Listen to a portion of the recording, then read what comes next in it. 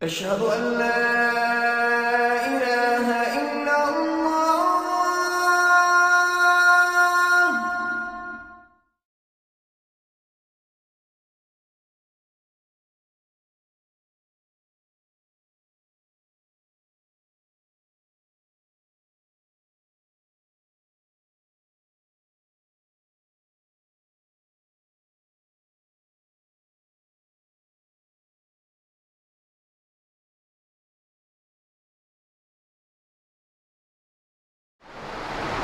যাবতীয় হামদ সানা মহান রব্বুল আলামিনের জন্য এবং যাবতীয় দরুদ ও তাসলিম বর্ষিত হোক শেষ নবী আহমদ মুস্তফা মোহাম্মদ মুস্তফা সাল্লাল্লাহু আলাইহি ওয়াসাল্লামের প্রতি। সুন্নাতের মর্যাদা ও মূল্যায়ন আমাদের করণীয় সম্পর্কে আপনাদের সামনে সংক্ষিপ্ত খুতবা পেশ করব ইনশাআল্লাহ। ওমা তাওফীকি ইল্লা বিল্লাহ আলাইহি তাওয়াক্কালতু ওয়া ইলাইহি উনীব।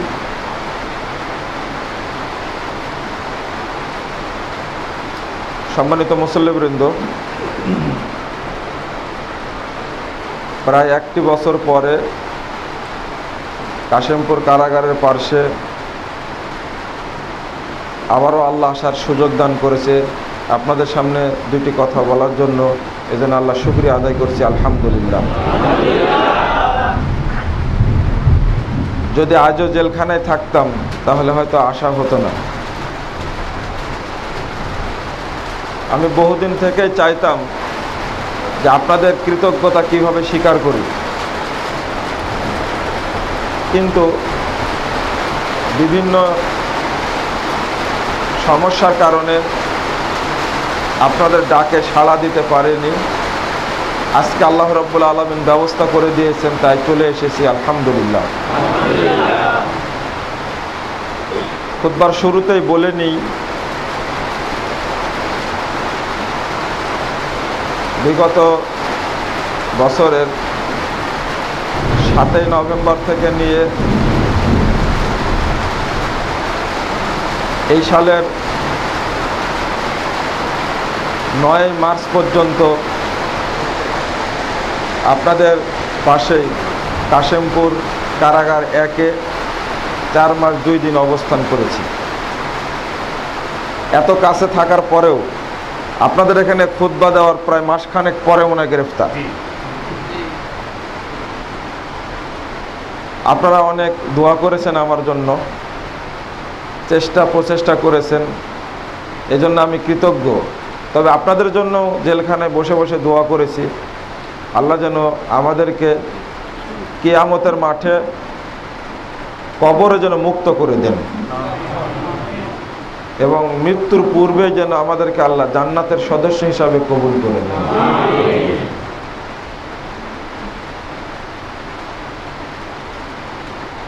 এই মাসগুলো চলছে হজ্জের মাস। হজ্জের মাস যখনই আসে তখনই ইব্রাহিমী চেতনার কথা মনে পড়ে। দাওয়াতি জীবনে জুলুম নির্যাতন আসতেই পারে, আসাটা স্বাভাবিক। আল্লাহ যাকে যত ভালোবাসেন তাকে তত বিপদ দিয়ে পরীক্ষা করতে চান।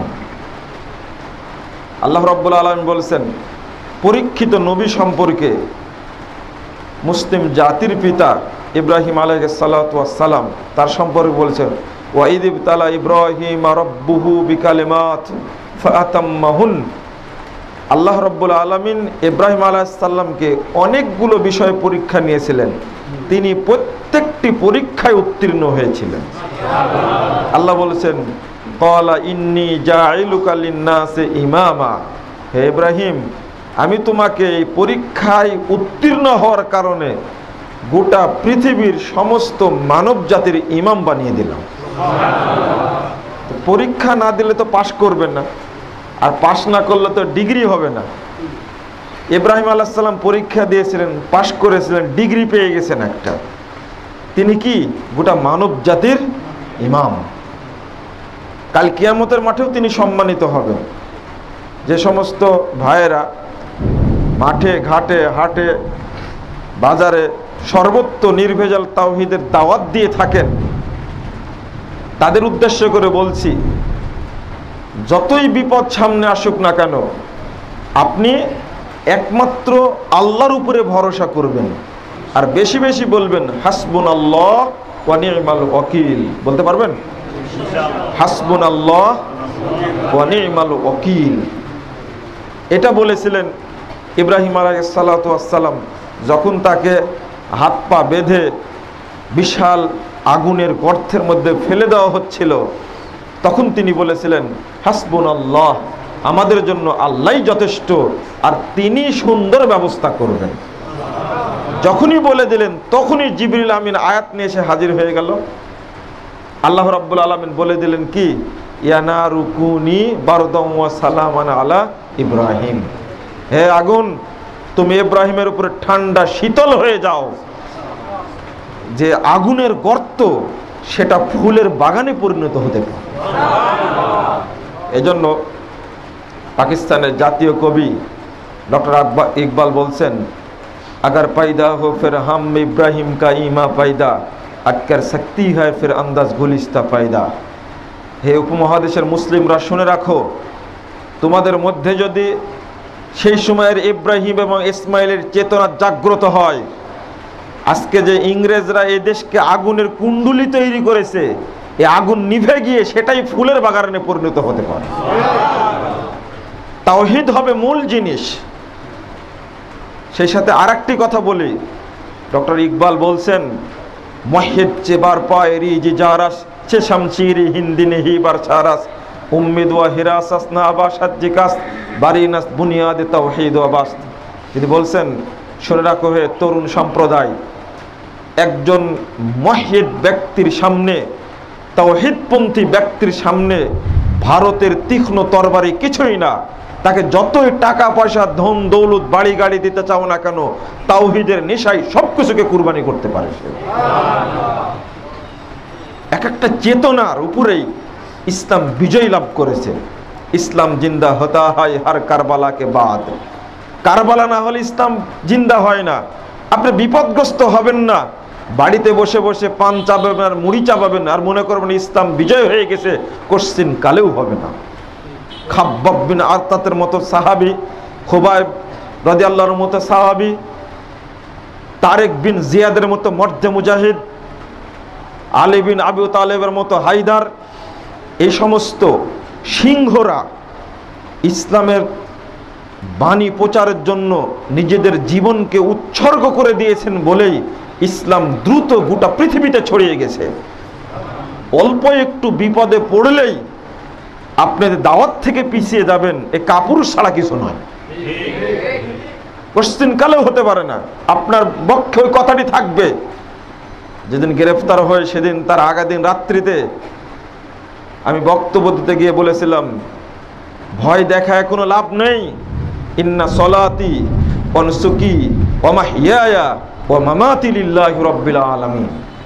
নিশ্চয় আমার সালাত, আমার কুরবানি, আমার বেঁচে থাকা, আমার মরে যাওয়া সবকিছুই জগৎসমূহের প্রতিপালক আল্লাহর জন্য।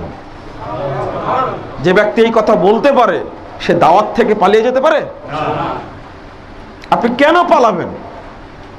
বিপদ আসুক, মুসিবত আসুক, আপনার উপরে যত অত্যাচার উৎপীড়ন যাই করা হোক না কেন, আপনাকে যদি পিটিয়ে মেরে ফেলে দেয়, আপনার কোনো লস নেই।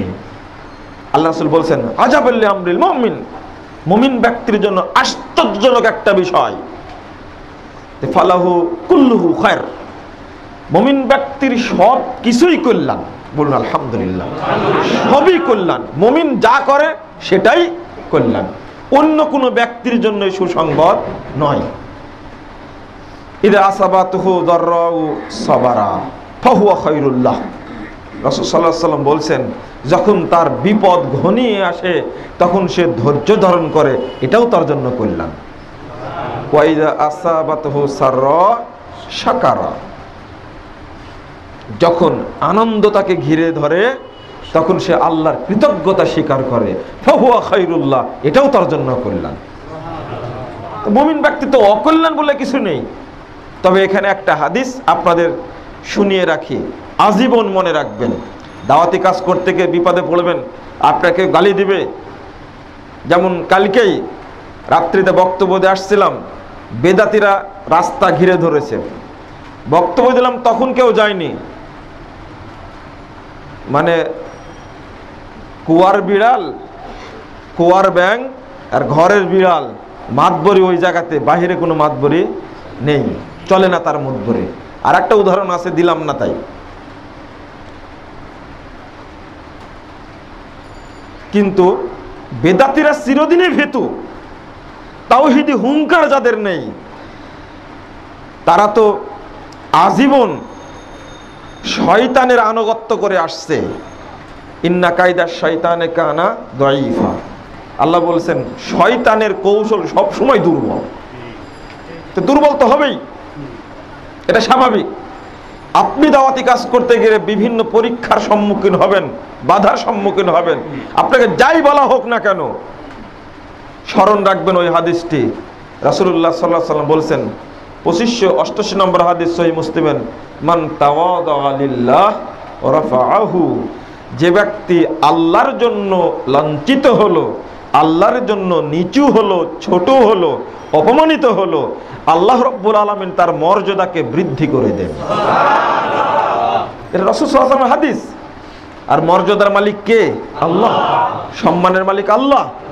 তিনি যাকে ইচ্ছা সম্মান দেন, যাকে ইচ্ছা সম্মান নামিয়ে দেন, অপমানিত করেন।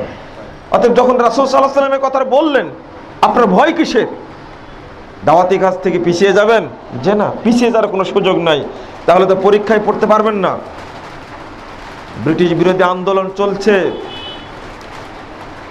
রফুল আযান করে সালাত আদায় করা যায় না, জোরে আমিন বলা যায় না, বুকে হাত বাঁধা যায় না। এমন একটা মহা পরীক্ষার মধ্যে আহলে হাদিস উলামায়ে কেরাম পড়ে গেছিলেন। ব্রিটিশদেরকে তাড়াতেও হবে, সুন্নাতও অটুট রাখতে হবে। সুন্নাতকে জবাই করে কখনো তাগুতের বিরুদ্ধে সংগ্রাম করা যায় না। কোরআন এবং সুন্নাহর অপব্যাখ্যা করে কখনো সংগ্রাম করা যায় না। আশ্চর্যজনক ব্যাপার, একদিকে ব্রিটিশদের বিরুদ্ধে আন্দোলন চলছে, আর একদিকে সুন্নাতকে জীবিত রাখতেই হবে যেন সুন্নাত মরে না যায়।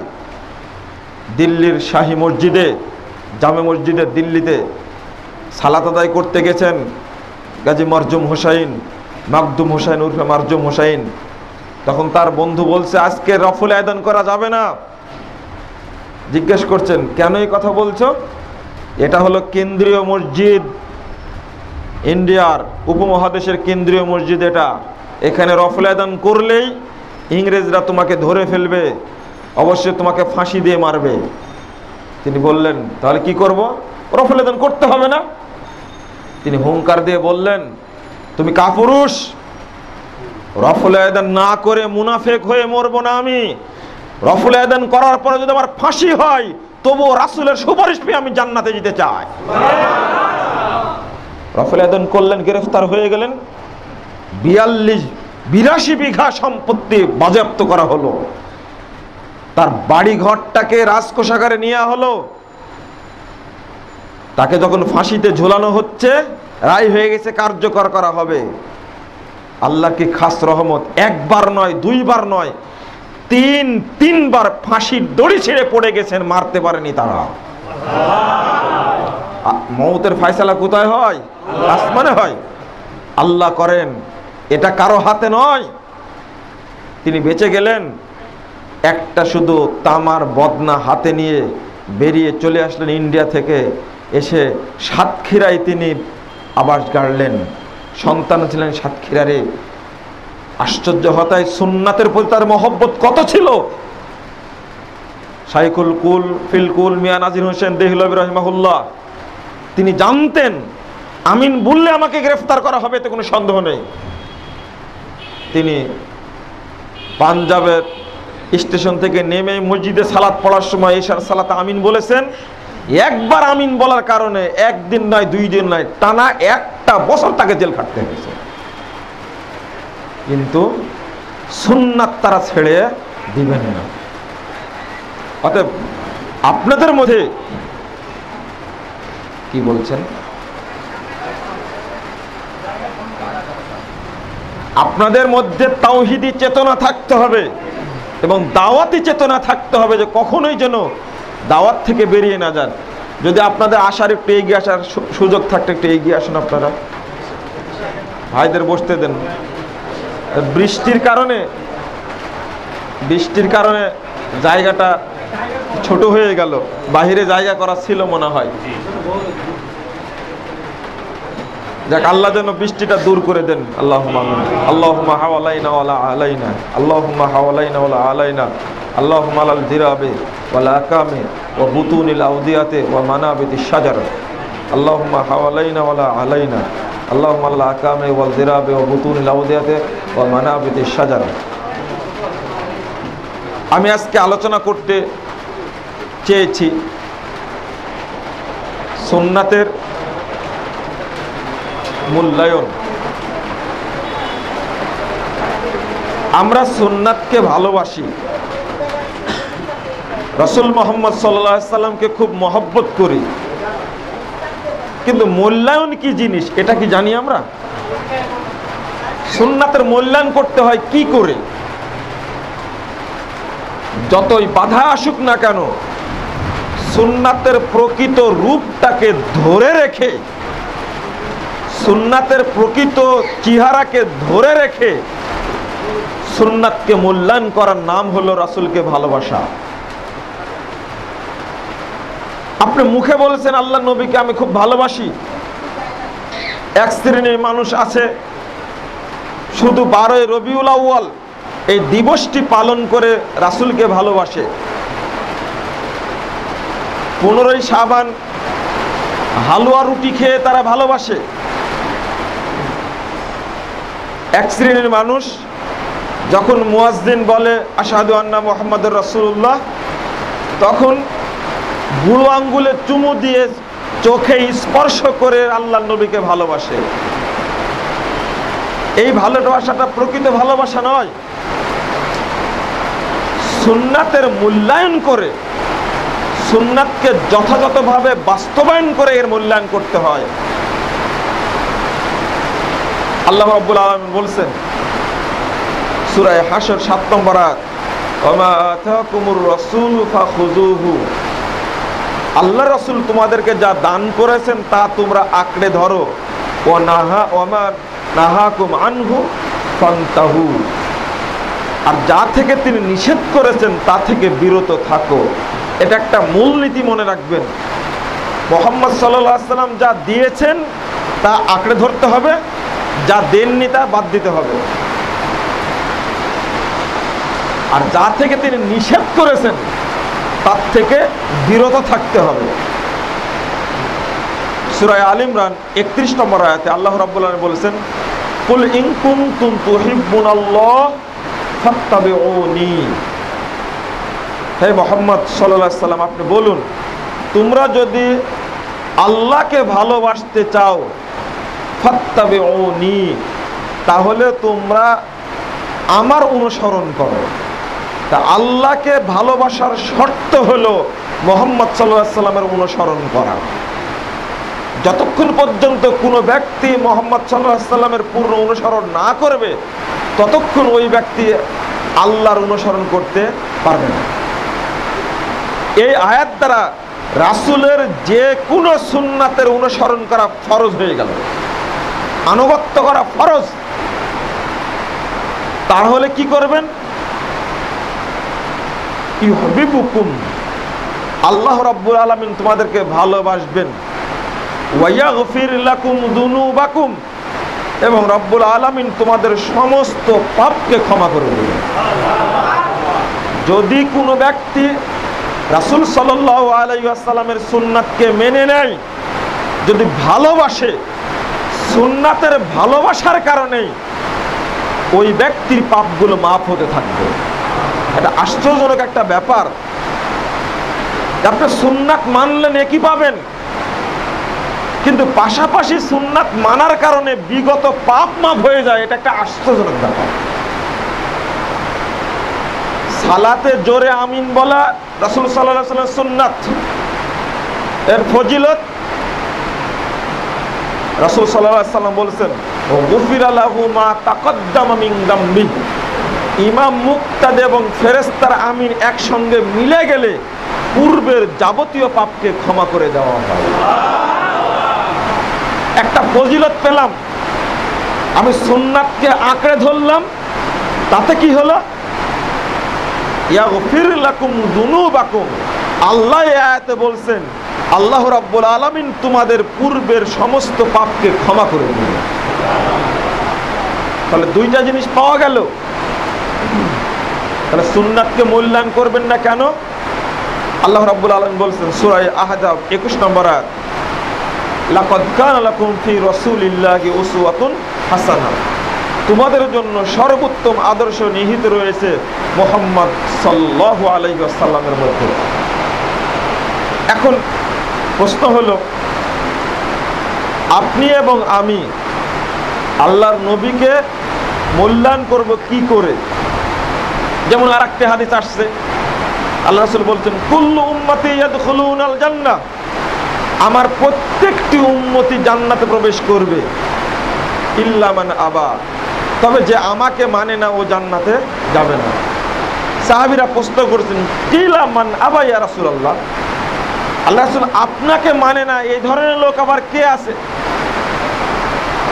সাহাবীরা প্রশ্ন করাতে আল্লাহ রাসূল বললেন মান আতানি দাখালাল জান্নাহ ওয়া মান আসানি ফাকাদ আবা, যে ব্যক্তি আমার আনুগত্য করলো ওই ব্যক্তি জান্নাতে প্রবেশ করবে, ওয়া মান আসানি ফাকাদ আবা, আর যে ব্যক্তি আমার অবাধ্যতা করলো, নাফরমানি করলো, ওই ব্যক্তি হলো আবা, ও আমাকে অস্বীকার করে।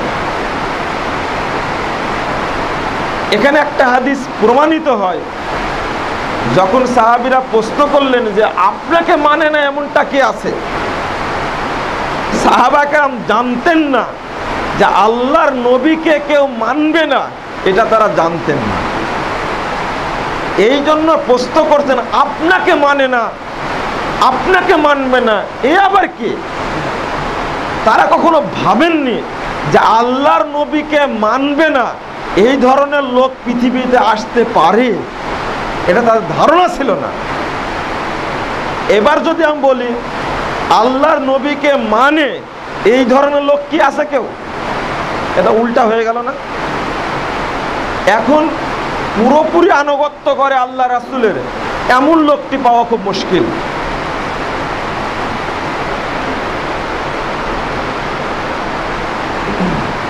আবু সাঈদ খুদরি রাদিয়াল্লাহু আনহু, তিনি মদিনার শ্রেষ্ঠ সাহাবীদের একজন ছিলেন, জ্ঞানী মানুষ ছিলেন। একদিন মারওয়ান খলিফা হিসাবে, মালিক বিন মারওয়ান খলিফা হিসাবে খুতবা দিবেন, ঈদের খুতবা। হাদিসটি আসছে 2090 নম্বর হাদিস সহিহ মুসলিমে। মারওয়ান তো বাদশা, শাসক মানুষ, তার কথা তো মানুষ শুনে না। বলছে আজকে খুতবা আগে হবে, সালাত হবে পরে। আসলে ঈদের খুতবা কখন হয়? ঈদের খুতবা পরে, সালাত হয় আগে। এখন আবু সাঈদ খুদরি বললেন যে না, আগে হবে সালাত, তারপরে হবে খুতবা। তখন ধমক দিয়ে মালিক বিন মারওয়ান বলেছেন কত্তুরিকা মা তাআলাম, থামেন, আপনি যেটা জানেন ওটা রহিত হয়ে গেছে, এখন আর চলবে না ওইটা। তখন আবু সাঈদ খুদরি রাদিয়াল্লাহু আনহু বলছেন ওয়াল্লাহি ওয়াল্লাযী নাফসি বিয়াদিহি, ওই সত্তার কসম করে বলছি যার হাতে আমার প্রাণ রয়েছে, লা তাতুনা বিখাইরিন মিম্মা আলাম, লা তাতুনা বিখাইরিন মিম্মা আলাম, লা তাতুনা বিখাইরিন মিম্মা আলাম। আল্লাহর কসম করে বলছি, তোমরা যা করতে চাচ্ছ তার জন্য কোনো কল্যাণ নেই, তোমরা যা করতে চাচ্ছ তার মধ্যে কল্যাণ নেই, তোমরা যা করতে চাচ্ছ তার মধ্যে কল্যাণ নেই। সুম্মান সারাফা, অতঃপর সবাইকে ছেড়ে রেখে তিনি ঈদগাহ থেকে বেরিয়ে চলে গেলেন। ওনার ইচ্ছা রাসূলের সুন্নাতের বিরোধিতা করতে দেওয়া যাবে না। আবু সাঈদ খুদরি রাদিয়াল্লাহু আনহু সুন্নাতকে হেফাজত করার জন্য তিনি ঈদগাহ থেকে বেরিয়ে চলে গেলেন। আজকে যদি সুন্নাতের খেলাফ হয় আর আপনি যদি সেখানে অবস্থান না করেন, এক শ্রেণীর বুদ্ধিজীবী তৈরি হবে আর বলবে যে লোকটা একটা বেয়াদব মানুষ, ও সুন্নাতের হেফাজত করতে চাইলো আর তাকে বেয়াদব বলা হচ্ছে। আবু সাইদ খুদরি রাদিয়াল্লাহু আনহু সুন্নাতকে শক্ত করে ধরে রাখতে হবে, এই জন্য ছিলেন অত্যন্ত কঠোর। মুআবিয়া রাদিয়াল্লাহু আনহু সিরিয়া থেকে আসার পরে যখন ঘোষণা দিলেন এই মর্মে যে এখন গমের আদাসা ফেতরা দিলেই চলবে, আবু সাইদ খুদরি রাদিয়াল্লাহু আনহু দাঁড়িয়ে গেলেন। সহিহ বুখারীর 1510 নম্বর হাদিস খুলে দেখুন, তিনি বলছেন না, হতেই পারে না। ফালা আযালু উখরিজুহু কামা কুনতু উখরিজু ফি আহাদি রাসূলিল্লাহ সাল্লাল্লাহু আলাইহি সাল্লাম, সাম মিন তামিন সাম মিন শাইরিন সাম মিন জাবিবিন সাম মিন আকাতিন। বলছেন, হে মুআবিয়া, শুনে রাখুন, আপনি খলিফা হতে পারেন, তবে রাসূলের উপরে আপনার মর্যাদা নেই। তিনি বলছেন, রাসূলের যুগ থেকে আমরা ফেতরা দিয়ে আসি এক ছাক, খাদ্যের এক ছাক, খেজুরের এক ছাক ফেতরা দিয়ে আসি, মরা পর্যন্ত এভাবেই দেব, আপনার ফতোয়া আমরা মানতে পারবো না। আপনার সামনে কত সুন্নাত বিরোধী কাজ হচ্ছে, আপনি একটা টু শব্দ করতে পারছেন না, বলতে পারছেন না, তাহলে আপনি মূল্যায়ন করলেন কিভাবে সুন্নাতকে? কিভাবে মূল্যায়ন করলেন আপনি সুন্নাতকে? আর একটি হাদিস না শোনালে স্পষ্ট হবে না। যে দেশে সুন্নাতকে মানা হয় না, সুন্নাতের অপমান করা হয়, ওই দেশের উপরে আল্লাহর পক্ষ থেকে গজব বর্ষণ করা হয়। যে দেশে হকপন্থী আলেমকে অবমূল্যায়ন করা হয়, যে দেশে হকপন্থী আলেমের উপরে নির্যাতন করা হয়, ওই দেশে আল্লাহর পক্ষ থেকে দুর্ভিক্ষ নেমে আসে। একটা হাদিস শুনে রাখুন, ইবনু মাজার 18 নম্বর হাদিস, প্রথমের দিকে হাদিসটা আছে।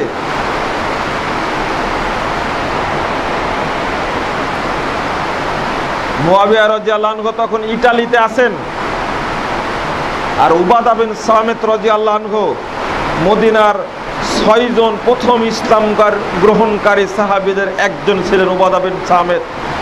তিনি ইতালি গেছেন, যুদ্ধে শরীক হয়েছেন।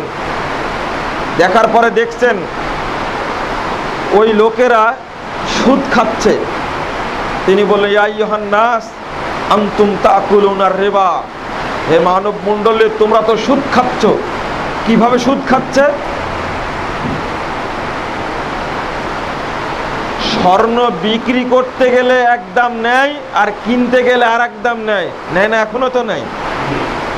আপনি 50,000 টাকা ভরি স্বর্ণ কিনে আনলেন, পরের দিন বিক্রি করতে যাবেন, আপনার কাছে নেবে 40,000 টাকা। এটা দেখে বললেন, তোমরা সুদ খাচ্ছ, এটা চলবে না। মুআবিয়া রাদিয়াল্লাহু আনহু বলছেন, লা আরা ফিহা আর রিবা, এর মধ্যে আমি সুদ দেখি না। মুআবিয়া রাদিয়াল্লাহু আনহু এই কথা বলাতে উবাদা বিন সামিত রাদিয়াল্লাহু আনহু বলছেন,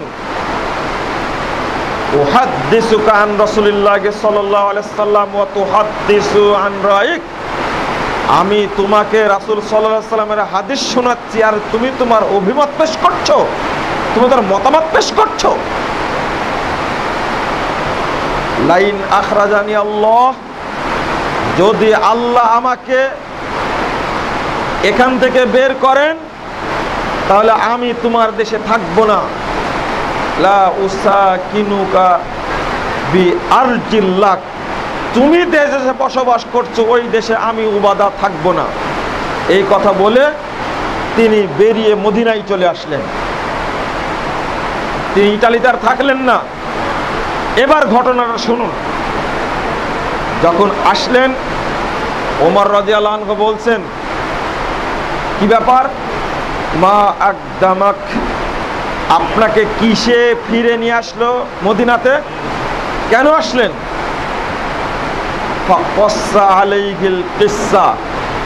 এবার উমর রাদিয়াল্লাহু আনহুর সামনে ঘটনা তিনি বর্ণনা করলেন।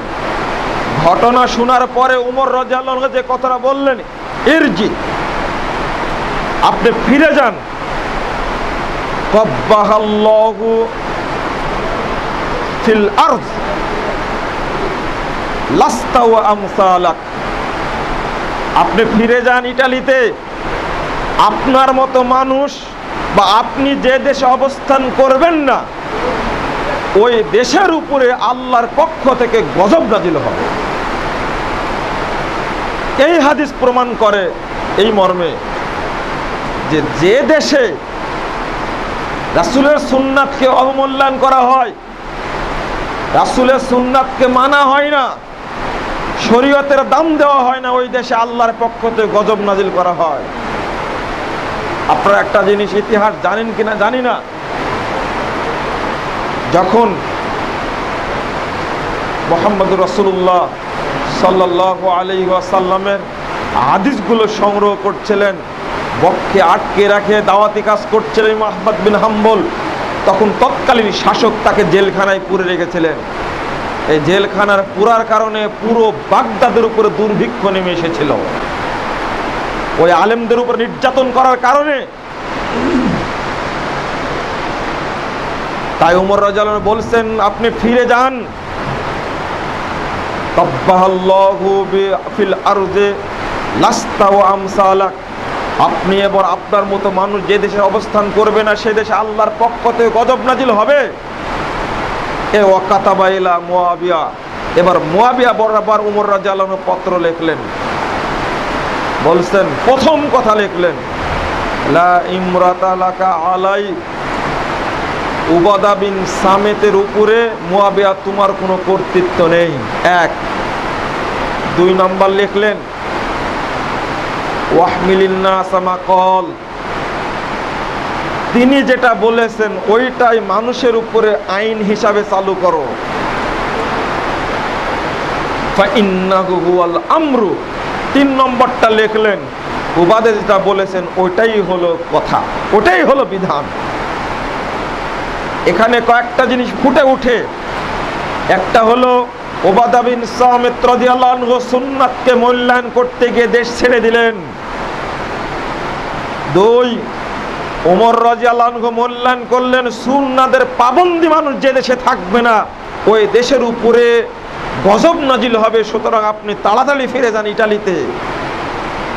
তিন নম্বর, তিনি সরাসরি মুয়াবিয়াকে পত্র লিখলেন এই মর্মে যে তোমার সিদ্ধান্ত ভুল, উবাদা বিন সামিত যে সিদ্ধান্ত দিয়েছেন এটাই হলো চূড়ান্ত সিদ্ধান্ত। আপনি তো সুন্নাত সুন্নাত করেন না, রাসূলকে ভালোবাসেন, সুন্নাতকে তো মূল্যায়ন করতে জানেন না। 5700 নম্বর হাদিস মুসনাদে আহমদ, এই হাদিসটা মনে রাখবেন। ওমর রাদিয়াল্লাহু আনহু তিনি তার জীবনে হজ্জে কেরান করতেন। একবার এহরাম বেঁধে হজ এবং উমরা দুইটাই করার নাম হলো হজ্জে কেরান। আল্লাহ রাসূল হজ্জে কেরান করেছিলেন, কিন্তু তিনি বলেছেন, করতে বলেছেন, যদি আমি আগে জানতে পারতাম তাহলে তামাত্তু করতাম। ওমর রাদিয়াল্লাহু আনহু যেহেতু তামাত্তু না করে হজ্জে কেরান করেছেন, ওমর রাদিয়াল্লাহু আনহু মৃত্যুর পরে তার ছেলে আব্দুল্লাহ মক্কায় আসছেন হজ করার জন্য। তিনি উমরার এহরাম বেঁধে উমরা করে হালাল হয়ে গেছেন। আবার পরে হজ্জের সময় হজ্জের এহরাম বেঁধে তিনি হজ করবেন। এই অবস্থা দেখে লোকজন জমা হয়ে গেছে তার কাছে। ভিতরে লাইট নাই, জমা হয়ে গিয়ে উমর রাদিয়াল্লাহু আনহুর ছেলে আব্দুল্লাহকে বলছে, কি ব্যাপার, তোমার বাপ করেছে হজ্জে কেরান আর তুমি হজ্জে তামাত্তু করছো কেন? তখন ইবনু ওমর রাদিয়াল্লাহু আনহু দেখেন সুন্নাতের মূল্যায়ন কিভাবে করতে হয়। তিনি বলছেন, আহাক্কু আন তাত্তাবিউ সুন্নাত রাসূলুল্লাহ সাল্লাল্লাহু আলাইহি ওয়াসাল্লাম সুন্নাত, উমর, ভিক তোমাদেরকে, তোমরা বলো, সুন্নাত রাসূলের সুন্নাত অনুসরণ করো। সুন্নাত রাসূলের সুন্নাত অনুসরণ করো। সুন্নাত রাসূলের সুন্নাত অনুসরণ করো। সুন্নাত রাসূলের সুন্নাত অনুসরণ করো। সুন্নাত রাসূলের সুন্নাত অনুসরণ করো। সুন্নাত রাসূলের সুন্নাত অনুসরণ করো। তোমরা রাসূলের সুন্নাতকে পালন করার, অনুসরণ করার বেশি হকদার, না উমরের সুন্নাতকে পালন করার বেশি হকদার? এই একটা কথা বলে ধমক দিয়ে দিলেন। তোমরা বলছো উমরের সুন্নাত মেনে চলবে, আর আমি বলছি রাসূলের সুন্নাত মেনে চলতে হবে। বাপ বেটা সম্পর্ক, বাপের সুন্নাতকে তিনি রাসূলের সুন্নাতের উপরে মর্যাদা দিলেন না। খুব শক্ত মানুষ ছিলেন। আর আমরা আজকে যদি হতাম, তাহলে বাপের মর্যাদা টিকে রাখতাম, ছলে বলে কৌশলে বাপ যেটা করেছে ওটাই ঠিক করেছে। কিন্তু ওমর রাদিয়াল্লাহু আনহুর ছেলে এত বড় জ্ঞানী মানুষ, আল্লাহর কি শুকরিয়া, কি ব্রেন, কি বুদ্ধি, সুন্নাতের কি পাবন্দি তিনি ছিলেন। তিনি বলছেন, বলো দেখি তোমরা রাসূলের সুন্নাত মানার বেশি হকদার তোমরা, না উমরের সুন্নাত মানার হকদার বেশি? এই কথা বলে তাদেরকে তাড়িয়ে দিলেন। কারণ রাসূল সাল্লাল্লাহু আলাইহি সাল্লাম হজ্জে কেরান করলেও তিনি বলে গেছেন হজ্জে তামাত্তু করার জন্য। আর একটা হাদিস শুনুন, 1017 নম্বর হাদিস, সহিহ মুসলিমে আসছে।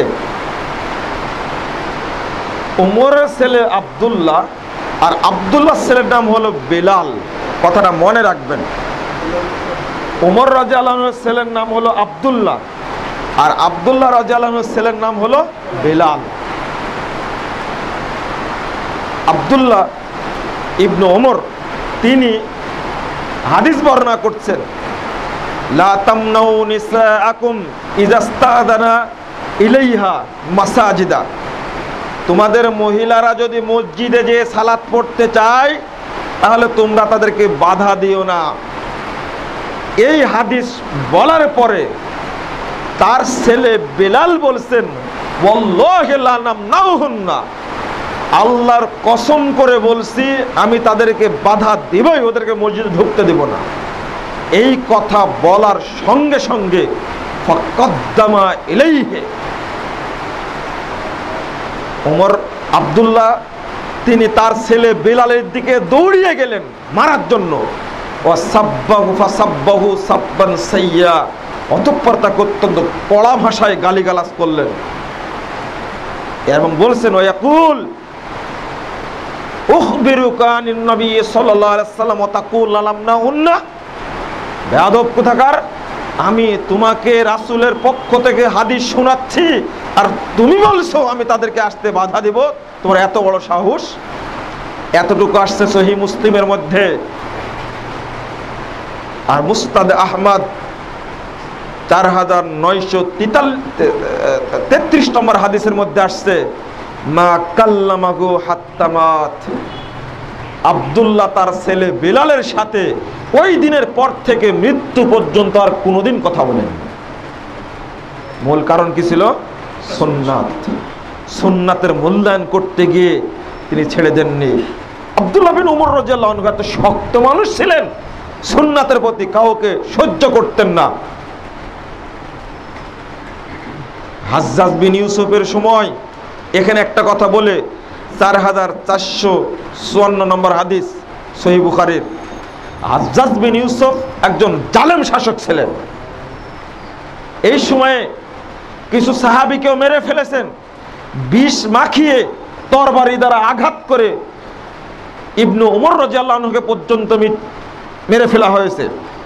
এই হাজ্জাজ বিন ইউসুফের সময়ে যখন ফিতনা সৃষ্টি হলো, এক শ্রেণীর মানুষ তার বিরুদ্ধে জিহাদ করার জন্য চলে আসছে। আসার পরে বলেছেন, লিমাদা লা তাখরুজ, আপনি কেন বের হচ্ছেন না? ওয়া আনতা সাহিবু রাসূলিল্লাহ সাল্লাল্লাহু আলাইহি ওয়াসাল্লাম ওয়া ইবনে উমর, অথচ আপনি হলেন রাসূলের সাথী, ওমরের সন্তান, আজকে বের হচ্ছেন না কেন? এদের বিরুদ্ধে জিহাদ করতে হবে। ইবনে উমর কি বললেন জানেন? বলেছেন,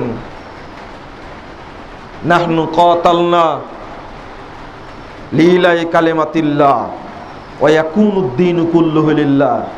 বেকুবরা শুনে রাখো, আমরা রাসূলের যুগে জিহাদ করেছি আল্লাহর দ্বীনকে সমুন্নত করার জন্য।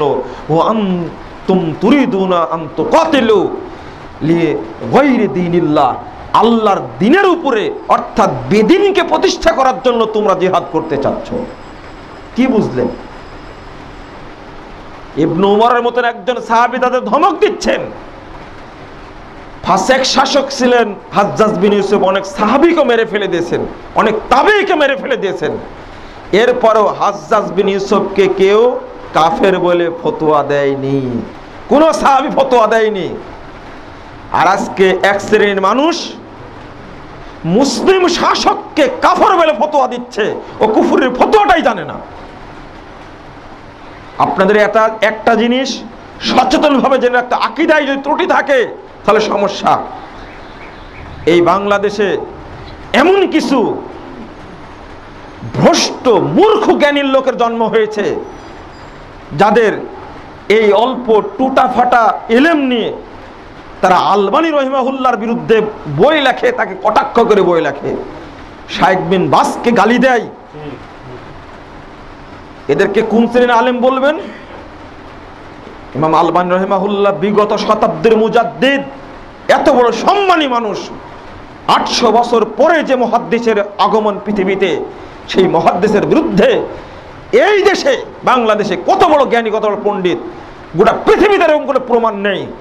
তাওয়ার কি নিয়ে ইমাম আলবানী রহিমাহুল্লাহ বলেছেন, এই প্রচলিত জঙ্গিবাদের বিরুদ্ধে তিনি একটা কথা বলেছেন, যে তোমরা যাদেরকে কাফের বলছো তাদেরকে কাফের বলা যাবে না। দেশে নাকি দুই শ্রেণীর মানুষ আছে, হয় কাফের না হলে মুসলিম। নাউজুবিল্লাহ। জালেম নেই, ফাসেক নেই। আমি বলছি ইবনে উমর রাদিয়াল্লাহু আনহু সুন্নাতকে মূল্যায়ন করলেন কি করে? তাদেরকে তাড়িয়ে দিলেন। আজকে যখন সঠিক আকীদাটা বলার চেষ্টা করছি আমরা, তখন আমাদেরকে হুমকি দেওয়ার চেষ্টা করা হচ্ছে। আরে বেটা, তুমি তাওহীদই বুঝো না, তোমার তাওহীদের জ্ঞানটাই নাই। কত বড় অধ্যত্বপূর্ণ কথা হতে পারে! যারা নিজেদেরকে আহলে হাদিস বলে আর সালাফি বলে, তারা হলো বেদাতি। ও টুটি চেপে ধরে ছিঁড়ে ফেলে দেওয়ার দরকার না? এত বড় সাহস কোথায় থেকে পেল? বাংলাদেশে অসংখ্য বেদাতি আছে, বেদাতি আস্তানা আছে, তাদের বিরুদ্ধে কোনো কথা তাদের নেই। যারা ইসলামের প্রতিনিধিত্ব করে আসছে, শিরক এবং বেদাতের বিরুদ্ধে আজীবন সংগ্রাম করে আসছে, আজকে তাদের বিরুদ্ধে এই সালাফি আহলে হাদিস, এটা সর্বযুগে সম্মানিত একটা অত্যন্ত সম্মানজনক উপাধি, এই নামকে কলঙ্কিত করছে। এটা আমি একজন আহলে হাদিস সন্তান হিসাবে কখনোই বরদাস্ত করতে পারি না। এটা কিভাবে বলে? তোমাকে আরো 50 বছর পড়াশোনা করা লাগবে। এত বড় সাহস কোথায় থেকে হলো? আলবানীর অপরাধটা কি ছিল? এতটুকু অপরাধ ছিল। কি চমৎকার ফিতনাতুত তাকফিরের মধ্যে লিখছেন, একটা হলো কুফরি দুই প্রকার, একটা কুফরি ইতিকাদি আর একটা কুফরি আমালি। যখন কোনো ব্যক্তি কুফরি আমলগত কুফরি করে, তখন তাকে কাফের বলা যায় না। কিন্তু কোন ব্যক্তি যদি কুফরে আকীদা হয়, ইতিকাদি হয়, কুফরে ইতিকাদি আকীদাগত দিক থেকেই মুসলমান হওয়া সত্ত্বেও আল্লাহকে মানে না, মুসলমান হওয়া সত্ত্বেও নবীকে মানে না, বিশ্বাস করে না আল্লাহকে, নবীকে বিশ্বাস করে না, পরকালকে বিশ্বাস করে না, এই ব্যক্তি হলো মুসলমান, হলো কাফের। কিন্তু যে ব্যক্তি আমলগত কুফরি করছে, আল্লাহকেও মানে, হজও করে, নামাজও পড়ে মাঝে মাঝে, এই ব্যক্তি আপনি কাফের বলতে পারবেন? সাহস কোথায় থেকে পেলেন? কাফের তো বলবেন। আপনি কি মনে করেছেন? একটা জিনিস এখানে খোলাসা করে দিই, হত্যা করলে হত্যার যোগ্য অপরাধী, জেনা করলে রজমের শাস্তি। এরপরেও কোনো ব্যক্তি জেনা করে মারা গেলে ও কি চিরস্থায়ী জাহান্নামী হবে? না। হত্যা করে মারা গেল, তওবা করতে পারেনি, ও কি চিরস্থায়ী জাহান্নামী হবে? না, হবে না। কিন্তু উল্টা দিক খেয়াল রাখুন, হত্যা করে তাকে হত্যা করতে হবে। যদি শারঈ বিধান কার্যকর থাকে দেশে, করবে, জেনা করেছে রজম করতে হবে, এটা হলো বিধান। কিন্তু একজন শিরকে আকবার করেছে, মাজার পূজা করে, হৃদয়ে শিরকে আকবার বড় শিরিক রয়েছে, এই ব্যক্তি যদি তওবা করে মারা যায় ও কোনোদিন জাহান্নাম থেকে বের হতে পারবে না, ওটা শিরকে আকবার, ও ইসলাম থেকে বেরিয়ে গেছে। তওবা না করে মারা গেলে চিরস্থায়ী জাহান্নামে থাকবে। কিন্তু বলুন তো দেখি, মাজারে সেজদা করে, কবরে সেজদা করে, এই লোক ঈমান শূন্য হয়েছে, এই লোক ইসলাম থেকে বেরিয়ে গেছে, চিরস্থায়ী জাহান্নামী হয়ে গেছে, কিন্তু বেঁচে আছে লোকটি, ওকে আপনি হত্যা করতে পারবেন? এর নাম হলো শারঈ বুজ। কারণ হঠাৎ করে ও তওবা করতে পারে এবং আবার তাওহীদ গ্রহণ করতে পারে, এই জন্য তাকে হত্যা করার অধিকার আপনার নেই। বুঝলেন কি জিনিসটা? এটা একটু চিন্তা করে বুঝতে হবে। যারা চরমপন্থী তারা কোনোদিন এটা বুঝবে না। যেমন চাঁদের বিষয়টা বুঝে না, গভীর দৃষ্টি নাই, বুঝতে চাই না। যেই মতামত দিয়েছে তিনি গভীর চিন্তা না করে দিয়েছেন, আর গভীর চিন্তা তো বোঝানো যাবে না, খুব বড় মুশকিলে পড়ে গেছে আমরা। তবে একদিন বুঝটা প্রকাশ পাবে ইনশাআল্লাহ, এতে কোনো সন্দেহ নাই। আস্তে আস্তে মানুষ বুঝবে। ঢেউ আসলে প্রথম ধাক্কাটা সামাল দিতে একটু সময় লাগে, পরে বুঝে নাই ঢেউটা কোন দিক থেকে আসবে। রাজশাহী যায় যখন পদ্মা নদীর বাঁধ দেখতে যাবেন, তখন দেখবেন একটা আছে টি বাঁধ আর একটা আছে আই বাঁধ। আয়ের মতো করে বাঁধ দেওয়া আছে আর টি এর মতো করে দেওয়া আছে, সব জায়গায় দেয়নি, আগে দেখে নিয়েছে যে কোন জায়গায় বাঁধটা দিতে হবে। তো এখন মানুষের মাঝে আগে এলেমটা ছড়ে যেতে হবে। এই গভীর দৃষ্টি যদি না থাকে তাহলে হবে না। আশ্চর্য, একজন মাজার পূজা যে ইমাম ছন্ন হয়ে গেল, ইসলাম থেকে বেরিয়ে গেল, তাকে হত্যা করার অধিকার নেই। কিন্তু একজন লোক হত্যা করেছে, হত্যার বদলে কি হত্যা, জেনা করেছে, ইসলামী শরীয়ত কি বলে? বিবাহিত নারী পুরুষ হলে কি করতে হবে? রজম করতে হবে। কিন্তু ও ইসলাম থেকে বেরিয়ে যায়নি, হত্যা করার পর ইসলাম থেকে বেরিয়ে যায়নি, তাকে হত্যা করতে হচ্ছে। কিন্তু যে লোকটি শিরিক করা আকবার করার কারণে ইসলাম থেকে বেরিয়ে গেল, ওই ব্যক্তিকে কিন্তু হত্যা করার অধিকার নাই। বুঝে আসছে কি জিনিসটা? যদি বুঝ মাথায় না ঢোকে তাহলে আলোচনা করে কোনো লাভ হবে না। এই শ্রেণীর বুঝদার কিছু দায়ী আমরা তৈরি করতে চাই, আল্লাহ যেন কবুল করে। আল্লাহ ঘড়ি তো দেখতে পাচ্ছি না, আচ্ছা অনেক সময় নিয়ে নিছি, জাযাকুমুল্লাহ খায়রান। আমি আপনাদের উদ্দেশ্যে আর ছোট দুইটা কথা বলবো সুন্নাতের মূল্যায়ন সম্পর্কে। কয়েকদিন আগে সহিহ মুসলিম পড়াচ্ছিলাম, ছাত্রদের বললাম, একজন ব্যক্তির হাতে আল্লাহ রাসূল স্বর্ণের একটা আংটি দেখলেন। দেখার পরে আংটিটা খুললেন, খোলার পরে বলছেন, তোমরা কি চাও যে জাহান্নামের আগুনের টুকরা হাতে নিয়ে থাকবে? ফাতরাহু, আল্লাহ রাসূলটা খুলে ফেলে দিলেন। ফাইদা যাহাব, যখন আল্লাহ রাসূল চলে গেলেন, কিলা লি রাজুলিন, ওই ব্যক্তিকে বলা হলো, ইরফাহু, তুমি ওটাকে তুলে নিয়ে চলে যাও। তখন ওই সাহাবী বলছেন যে লা ওয়াল্লাহি, আল্লাহর কসম করে বলছি, যে জিনিস আল্লাহ রাসূল ফেলে দিয়েছেন ওই জিনিস আমি কখনো হাতে তুলবো না। তারা বলছিলেন যে তুমি এটা নাও, অন্য কাজ করো, এটা বিক্রি করো, করার পরে সেটা তার উপকার নাও, টাকা পাবে, যে টাকা ব্যবহার করো। আপনি কি মূল্যায়ন বুঝলেন? না, বুঝাতে পারছেন আপনাদেরকে মূল্যায়নটা কি জিনিস। ইবনে উমর রাদিয়াল্লাহু আনহু মসজিদে ঢুকেছেন, সালাত আদায় করবেন, দেখে আজানের পরে আবার ডাকছে, আসুন আসুন, সালাতের সময় হয়ে গেছে, মসজিদে আসুন। এই কথা শুনে ইবনে উমর রাদিয়াল্লাহু বলছেন, 538 নম্বর হাদিস আবু দাউদের, ওখরুজ বিনা ফাইন্না হাযিহি বিদআ, এই তোমরা কে আছো, আমাকে বের করো। অন্ধ হয়ে গেছেন তিনি শেষ বয়সে, বের করো, এটা হলো বেদাতি মসজিদ, এই মসজিদে আমি সালাত পড়ব না। কত কঠোর ছিলেন। সুন্নাতের পক্ষে যেমন থাকতে হবে অত্যন্ত শক্ত, বেদাতের পক্ষে থাকতে অত্যন্ত কঠোর। আপনাকে জান্নাত পেতেই হবে, জান্নাতে যেতেই হবে সর্বক্ষেত্রে। কেউ যদি মেরেও ফেলে দেয় আপনাকে, কখনো সুন্নাত থেকে ফিরে আসা যাবে না। হাদিসটা শুনে রাখুন। আল্লাহ রাসূল বলেছেন, ইন্না মিন ওয়ারাইকুমুজ জামানা সাবরিন, সাহাবা কেরাম সাবধান, তোমাদের পরে একটি ধৈর্যের যুগ আসবে। এই যুগে কেউ সুন্নাতকে মানবে না।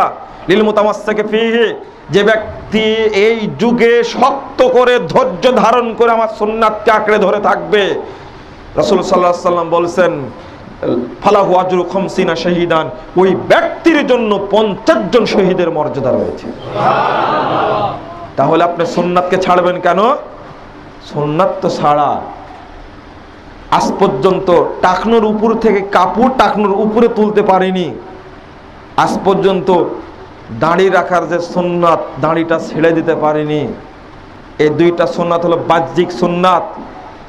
এক হাতে মুসাফা করতে হয়, কিন্তু সেই বেদাতি নিয়ম অনুযায়ী আজও 4 হাত চলছে মুসাফা করার।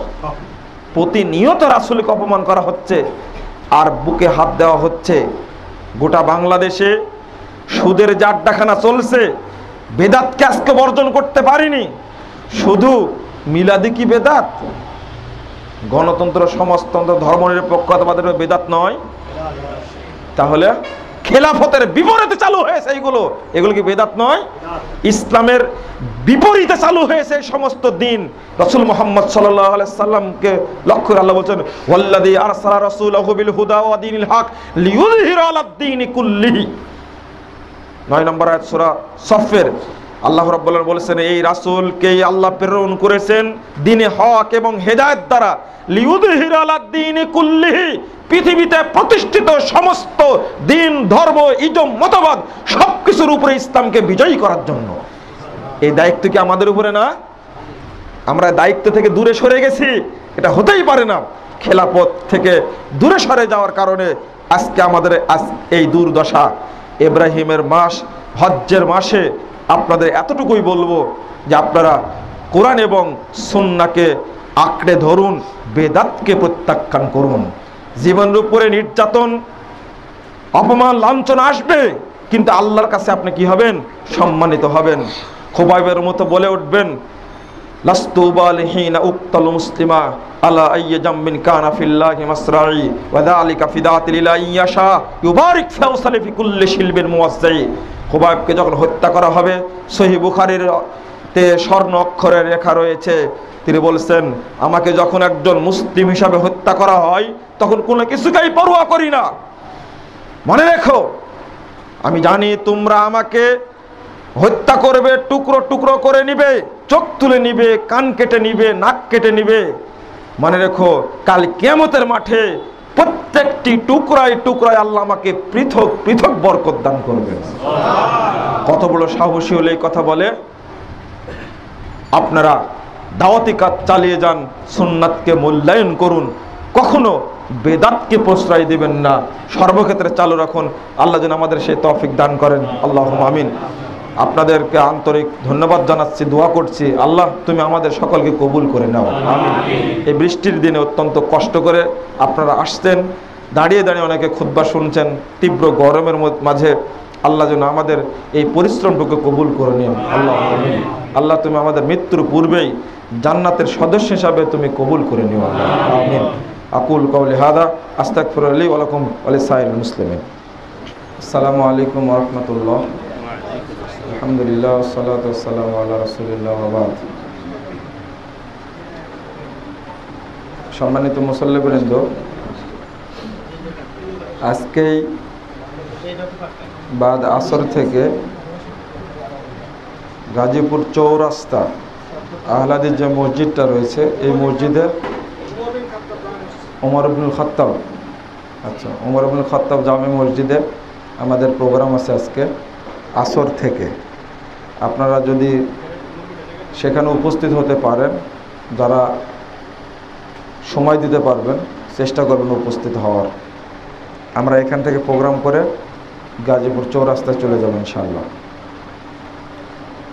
আর আজকের প্রায় 1 বছর পরে আপনাদের সামনে উপস্থিত হয়ে যে কথাগুলো বললাম, আপনারা এগুলো পারিবারিক জীবন থেকে শুরু করে সামাজিক জীবনে আমল করার চেষ্টা করবেন।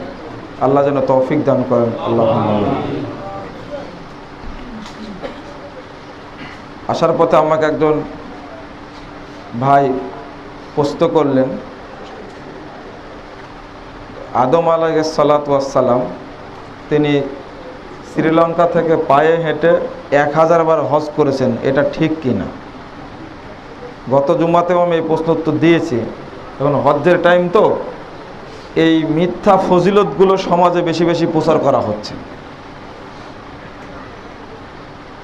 আপনারা একটু হিসাব করবেন যে আল্লাহ রব্বুল আলামিন ইব্রাহিম আলাইহিস সালামকে বললেন ওয়াজ্জিন ফিন্নাসে বিল হজ্জ, সূরা হজ্জের 27 নম্বর আয়াত, আপনি মানুষকে হজ্জের আহ্বান করুন, হজ্জের ঘোষণা দিন। দ্বিতীয়ত আদম আলাইহিস সালাম বয়স পেয়েছিলেন কয়দিন? 1000 বছর বয়স পেয়েছিলেন, কিন্তু বেঁচেছিলেন কয় বছর? দাউদ আলাইহিস সালামকে সেখান থেকে কয় বছর দিয়ে দিয়েছিলেন? 40 বা 60 বছর দিয়ে দিয়েছিলেন। থাকলো আর কয় বছর? তো 1000 বার পায়ে হেঁটে হজ করলেন কেমনে? বুঝতে পারেননি এখনো? তার বয়সই পেল 940 বছর। তাহলে 1000 বার পায়ে হেঁটে হজ করলেন কেমনে? এই কথাটা কি সত্য তাহলে? হ্যাঁ, এটা ফাজাইলে হজ্জের মধ্যে লেখা আছে 35 পৃষ্ঠায়। আর একটা হলো হজ্জের নিয়মটা চালু হয়েছে কখন থেকে? ইব্রাহিম আলাইহিস সালামের সময় থেকে। তা আদম আলাইহিস সালাম শ্রীলঙ্কা থেকে পায়ে হেঁটে হজ করলেন। এই সমস্ত কথাগুলো মিথ্যা কথা সমাজে প্রচলিত আছে, আপনারা এগুলো থেকে বিরত থাকবেন। ঠিক আছে, আর কোনো প্রশ্ন নাই আপনাদের? কি প্রশ্ন? হ্যাঁ হ্যাঁ, না না পড়ার দরকার, আমরা বলে সংক্ষেপে বলে। খাওয়ার সময় সালাম দেওয়া যাবে এই মর্মে কোনো হাদিস আছে কি? সনদ সহি কিন্তু মতন সহি। হাদিস বিরোধী, সনদ সহি কিন্তু মতন সহি হাদিসের বিরোধী, এক্ষেত্রে উক্ত হাদিসের হুকুম কি? দুটা প্রশ্ন। খাওয়ার সময় সালাম দেওয়া যাবে। দুঃখজনক ব্যাপার হলো বাংলাদেশ এমন একটা জায়গা যেখানে নিত্য নতুন হাদিস জন্ম হয় দিনে দিনে। খাওয়ার সময় সালাম দেওয়া যাবে, সালাম দিতে নিষেধ শুধু না, সালামের উত্তর দেওয়া নিষেধ শুধু এক জায়গায়, কিন্তু সালাম দেওয়া নিষেধ কোনো জায়গায় নাই।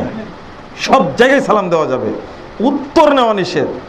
একজন লোক রাস্তার পাশে বসে পেশাব করছিল, আপনি যাওয়ার সময় সালাম দিয়ে গেলেন, পেশাবরত অবস্থায় উত্তর দিতে পারবে না, ওখান থেকে উঠার পরে ইস্তেনজা সেরে উত্তর দিবে। তাহলে সালাম দেওয়া কোনো জায়গায় বাদ থাকলো কি আর? না। এইরকম একটা হাদিস পেশ করতে হবে আগে আমার কাছে, না হলে তো উত্তর হবে না। মত সনদ সহি কিন্তু মতন সহি হাদিস বিরোধী। যেমন হাদিসের দুইটা অংশ, একটা হলো সনদ অর্থাৎ সূত্র, কোন কোন ব্যক্তি থেকে হাদিসটি বর্ণিত হয়েছে, আর হাদিসের মূল অংশটুকু। পুস্তকারের দাবি হলো যে সনদ সহি কিন্তু মতনটা সহি হাদিসের বিরোধী। একটা পেশ করেন, তারপর তো উত্তর দিব। এরকম পাওয়া গেলে তারপরে উত্তর। ওই যদি এমন হয়, যদি এমন হয়, যদি এমন হয় করতে করতে যে হেদায় 80 খণ্ড তৈরি করেছে, এটার দরকার নাই। সমস্যায় সৃষ্টি হয়নি। কারোর সাথে টাকা দিয়ে কি টাকা দিয়ে হাদিস বলে চলেছে কি বুঝতে পারলাম না। কোন দলের সাথে সম্পৃক্ত হওয়া জরুরি, কোন দলের সাথে সম্পৃক্ত হওয়া জরুরি কিনা, ফরজ সালাত শেষে ইমামের সম্মিলিত মুনাজাতে পচা প্রশ্ন করেছে। কারো টাকা দিয়ে হাদিস বলে চ্যালেঞ্জ করা ঠিক সঠিক। টাকা ও টাকা দিয়ে ও টাকার চুক্তি ওরা 5 লক্ষ 10 লক্ষ টাকা দিয়ে ওটা যদি দেওয়া যায়, শরীয়তের বাপের, বুঝতে পারেননি? শরীয়তের প্রত্যেক সম্পত্তি বলে টাকা চ্যালেঞ্জ দেয়, এটা একটা নোংরামি। একটা শরীয়ত কি 10 লাখ টাকায় কিনে পাওয়া যায়? কেমনে চ্যালেঞ্জ দেয় এটা? শরীয়তে অনুসরণ করুন, তাহলে যথেষ্ট হয়ে যায়, ওইটাই চ্যালেঞ্জ। অনুসরণ করাটাই চ্যালেঞ্জ। বাংলাদেশে কিছু লোক তৈরি হয়েছে এখন 30 লাখ টাকা চ্যালেঞ্জ দেয়, 1 কোটি টাকা চ্যালেঞ্জ দেয়, এটা করতে পারে। আরে বেটা, আমল করো না, সমস্যা কি? এগুলো সুন্নাতকে কাটছাঁট করে কৌশলে পাশ কেটে যাওয়ার একটা কৌশল মাত্র, অন্য কিচ্ছু না। জি, কোন দলে সম্পৃক্ত হওয়া জরুরি। আপনাকে সমস্ত দল ত্যাগ করে সহি আকীদাধারী যে দল, তাদের সাথে থাকতে হবে, না হলে আপনি বিপাকে পড়ে যাবেন। আপনাকে থাকতেই হবে, ঐক্যবদ্ধ হবে একটি দলের সাথে। সেই দলটা হবে কি? সহি হাদিসপন্থী। আপনারা বুঝতে পারবেন সহি আকীদার যারা লোক এই বাংলাদেশে, তারা যারা কুরআন এবং সহি হাদিসের সাথে মিল রেখে আমল করে, তাদেরকে চিনেন না? তাদের নাম কি? আলহামদুলিল্লাহ। অন্য কোনো জায়গায় আমার সমস্যা হচ্ছে না, কিন্তু বাইরে বসে কথা বলা যাবে?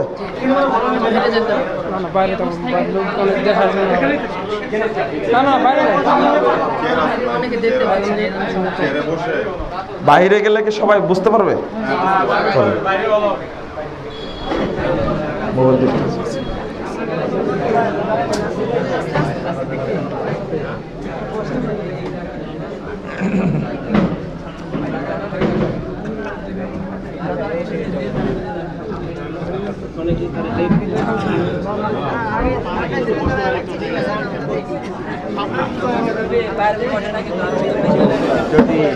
ভিতরে সিদ্ধ হয়ে যাবে।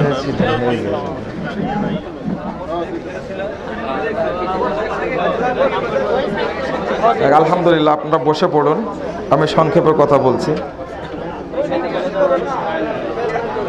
জি, কোরআন এবং সহিহ হাদিস ভিত্তিক যে দল, আপনারা মনে রাখবেন একটা কথা বলে দিই, সালাফি শব্দটা, আহলে হাদিস শব্দটা কোনো দলের নাম না, এটা হলো আকীদার নাম।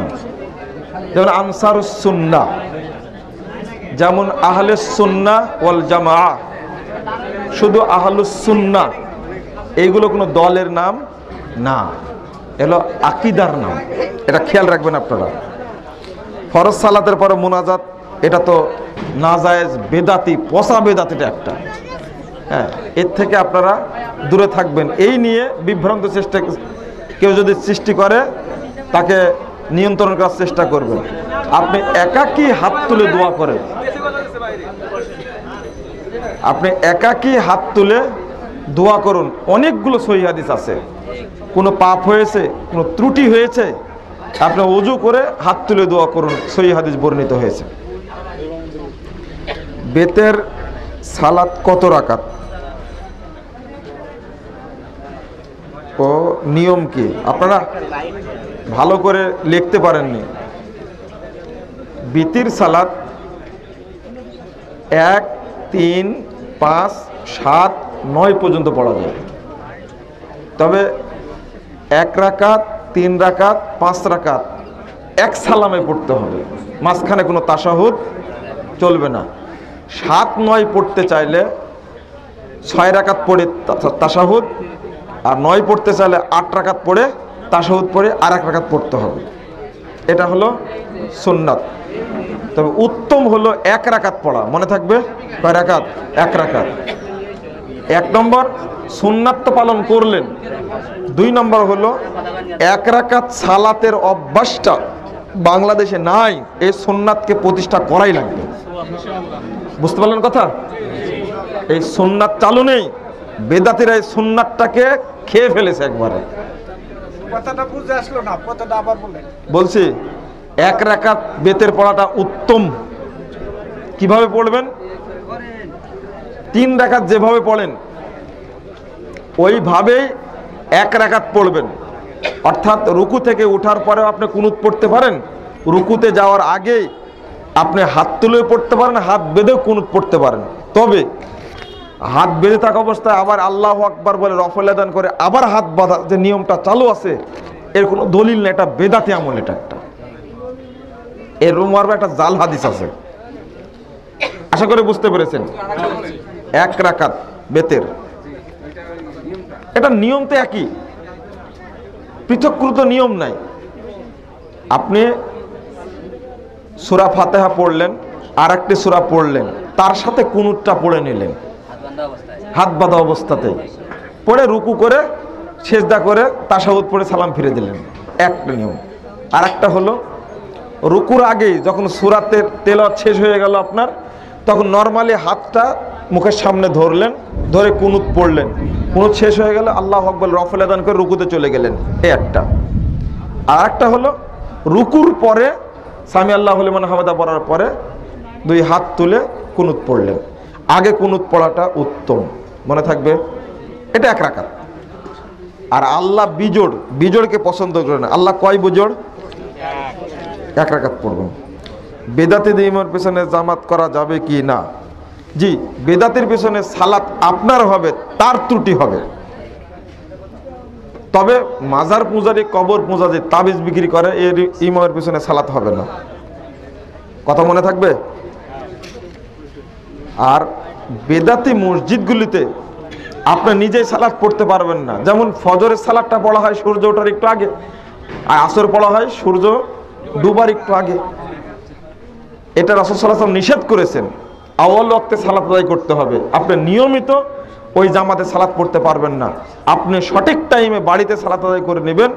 জামাতে চাইলে উপস্থিত হবেন, না চাইলে আপনার ইচ্ছাধীন সেটা। এটা তো আপনারা কিছু বই আছে গাড়িতে, আপনারা বই নিতে পারেন। আপনারা মুনাজাতে পোস্ত করলাম, পড়লেন আপনারা, এবং আকীদার কিছু বই আছে, বেশি নাই, আপনারা নিয়ে যেতে পারেন। নাভির উপরে হাত বেঁধে নামাজ হবে কি না? আপনাকে বুকের উপরে হাত বেঁধে সালাত আদায় করতে হবে, এটাই সুন্নাত। ভাগে কুরবানি হবে কি না? কতজন ভাগে কুরবানি দেওয়া যাবে? ভাগে কুরবানির বিষয়টা হয়ে গেছে এখন ইখতিলাফ। প্রত্যেক পরিবারে একটা করে কুরবানি করেন, কোনো ইখতিলাফ নাই। কথা বোঝা গেছে? ওইটা অধিকাংশ হাদিসগুলো পাওয়া যায় সফরের ক্ষেত্রে। এখানে বলছেন কেউ সফরের জন্য খাস, আর কেউ বলছেন সফর মুকিম, উভয় অবস্থায়। তবে এটাও ঠিক, ভাগে কুরবানি মুকিম অবস্থায় সাহাবা কেরাম করেছেন, এই মর্মে কোনো সহিহ দলিল পাওয়া যায় না। কি লিখেছেন? আমি যে এলাকায় থাকি ওই এলাকায় কোনো আহলে হাদিস ঈদগাহ মাঠ নেই, কিন্তু হানাফি ইমামগণ ঈদের নামাজ আদায় করে 6 তাকবীরে।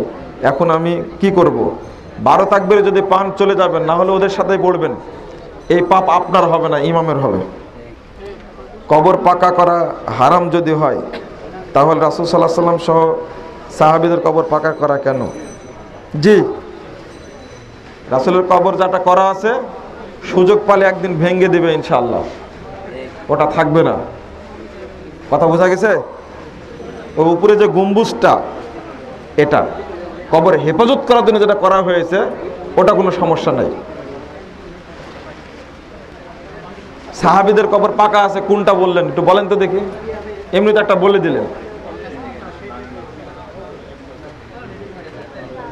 সাহাবী এবং রাসূলের ব্যাপারে কোনো কথা বললে একটু জেনে বলতে হবে, হুট করে একটা মারবেন না। কথা মনে থাকবে? দেখেন ওই বাকিউল গারকাত, বাকি কবরস্থানে কোনো কবর পাকা করা আছে? একটা কবর মাঝখানে রাখা আছে, বাউন্ডারি দেওয়া আছে। উসমান রাদিয়াল্লাহু আনহুর কবরকে খারেজিরা এই কবরস্থানে দাফন করাতে দিচ্ছিল না, ওরা অমুসলিমদের কবরস্থানে দাফন করতে চাচ্ছিল। নাউজুবিল্লাহ। সৌদি আরব সরকার ওই কবরটাকে সম্মানজনক অবস্থায় রেখে দিয়েছে এই জন্য। কই উহুদের ময়দান দেখতে জানতো, কিন্তু ওখানে কোনো কবর পাকা করা আছে না। বাউন্ডারি দেওয়া আছে। ব্যাংকের ডিপিএইচ করা যাবে কিনা করে রাখেন, যেগুলো সুদ আসবে ওগুলো খাওয়া যাবে না, বুঝতে পারেননি? আপনি যে টাকাটা বাড়বে ওইটা খাওয়া হারাম হবে, চলবে না। কাবলাল জামা জুমার নামাজ কয় রাকাত, কিভাবে, কখন? ও কাবলাল জুমার বাদাল জুমা, তাই না? এই কথাটা বেদাতি কথা। জুমার পূর্বে আপনি যখন মসজিদে আসবেন তখন থেকে নিয়ে ইমামের খুতবা পর্যন্ত যত ইচ্ছা তত সালাত আদায় করতে পারবেন, তার ফজিলত আছে। বিগত এক সপ্তাহ এবং অগ্রিম 3 দিনে সব পাপ ক্ষমা হয়ে যাবে। আর জুমার পরে 4 রাকাত, আর বাড়িতে গিয়ে পড়লে মাত্র 2 রাকাত। মনে থাকবে, এটা কমন জিনিস, সালাতের বইটাতে খুঁজে নেবেন। ইমামের পিছনে ইক্তেদা করি, কিন্তু ইমাম উচ্চস্বরে আমিন বলতে নিষেধ করেন, এমত অবস্থায় কি করবেন? যখন গায়রুল মাগদুবি আলাইহিম ওয়ালাদ-দাল্লিন বলবে তখন আপনি আমিন বলে দিবেন, সমস্যা নেই। বুঝেননি কথা? আপনি চুপ থাকবেন, আমিন বলে দেবেন। পিতার বয়স 80 বছর, ইমাম আবু হানিফা কি মাযহাবপন্থী, তার বিষয়ে আমার করণীয় কি? পিতাকে আপনি নসিহত করতে থাকবেন, যদি আল্লাহ হেদায়েত রাখে তাহলে হেদায়েত পাবে, আর না রাখলে আপনার কিছু করণীয়। ক্ষমতা দুর্ব্যবহার করবেন না পিতার সাথে। আপনি দলিল আদিল্লাদের সহযোগিতা করবেন, আল্লাহর কাছে দোয়া করবেন, আল্লাহ তুমি আব্বা আম্মাকে সঠিক দিনের বুঝ তুমি দান করো। আহলে হাদিস মাযহাবটি যদি সঠিক হয় তাহলে হানাফি মাযহাবে এত মানুষ কেন?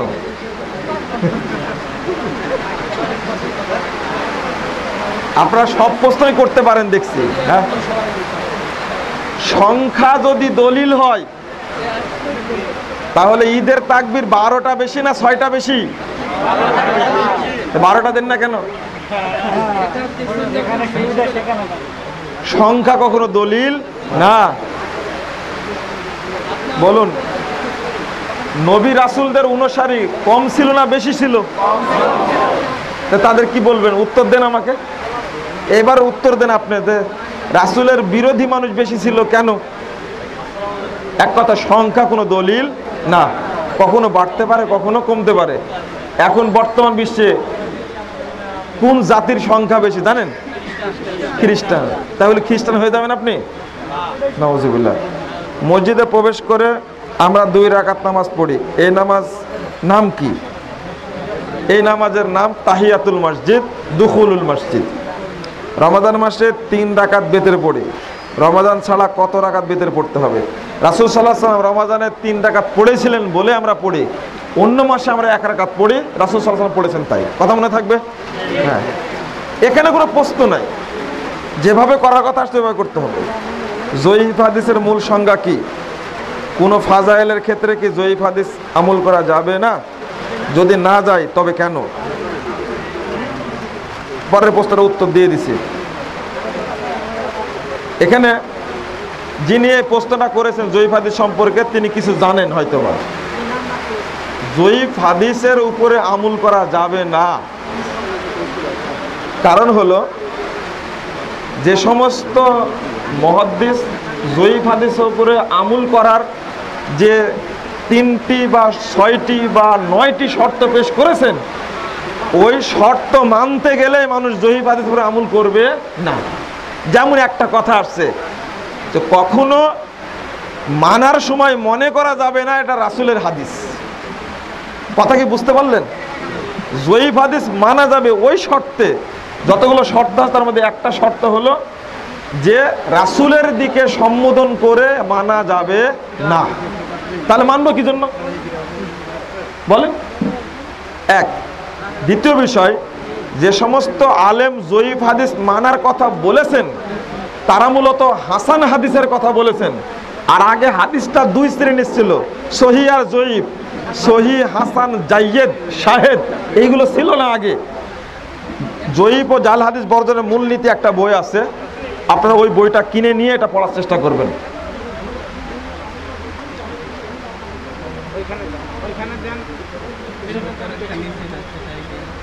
জনৈক খতিব জামে মসজিদে ভাষ্যকার, বাংলাদেশ বেতার, তিনি তার এক বইয়ে লিখেছেন ছয় তাকবীরে ঈদের সালাত, নাসিরউদ্দিন আলবানী সিলসিলা সহিহা, জি 2997 নম্বর হাদিস। 6 ও 12 উভয় নিয়ম সহি, সিলসিলা সহিহা, সিলসিলা সহিহা। আচ্ছা, ইবনু হাজার আসকালানি উক্ত হাদিস বলেছেন।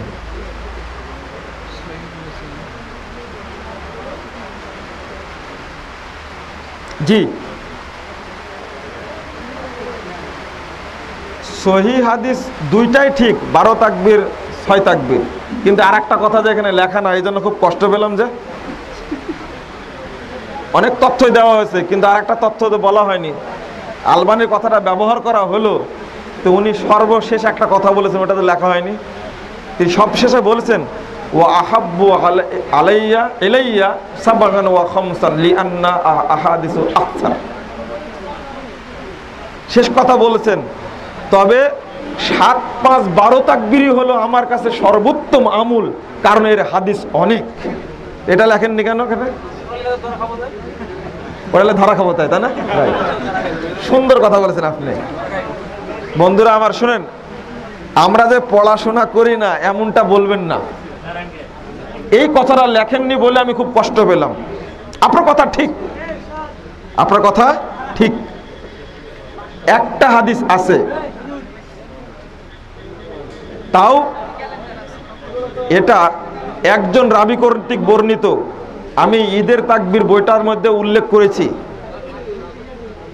আহলে হাদিসগণ 56টি সহিহ হাদিসের উপর আমল করে। আমি একটা আমল করবো না, 56টার উপর আমল করবো, বলেন এবার দেখি। তাহলে মাশহুর ইহা, আর এটা হলো কুফার আমল, নট মক্কা মদিনার আমল।